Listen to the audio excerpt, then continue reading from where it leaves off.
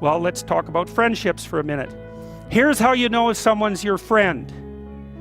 A, you can tell them bad news, and they'll listen. They won't tell you why, you're stupid and why that bad thing happened to you and how something worse happened to them once and, derail the whole conversation. You can actually tell them bad news and they'll listen. So that's a good thing. And then, this is a weirder thing, you can tell them good news and they'll help you celebrate.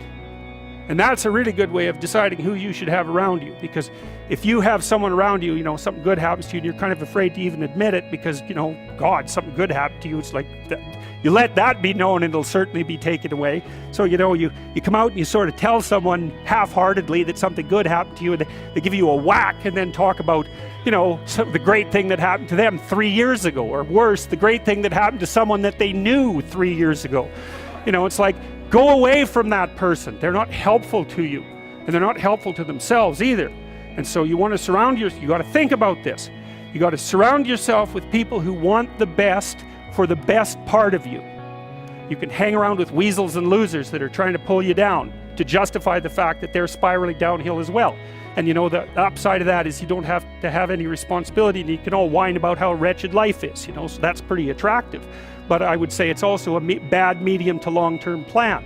And so it's acceptable and desirable to try to surround yourself with people who are facilitating your development. And you might say, well, I've got people around, I know them well, they're not doing that well, and they don't fit into that category. It's like, what's your point? What are you going to do with them exactly? If they'll listen and cooperate with you and move towards a better future, great. If they don't pay any attention and they keep doing the same damn things over and over and they're not going anywhere and it's painful, then maybe the proper thing to do is say, you just have your misery. I'll go off and have my life. And maybe you'll wake up at some point in the future and think that's a better way of being. Because just putting up with it is, well, they call that enabling, right? You put up with that sort of behavior, you're providing tacit consent for it and even tacit approval. It's like, it's a bad idea. You have, I would say, both the right and the responsibility to surround yourself with people who are good for the best part of you.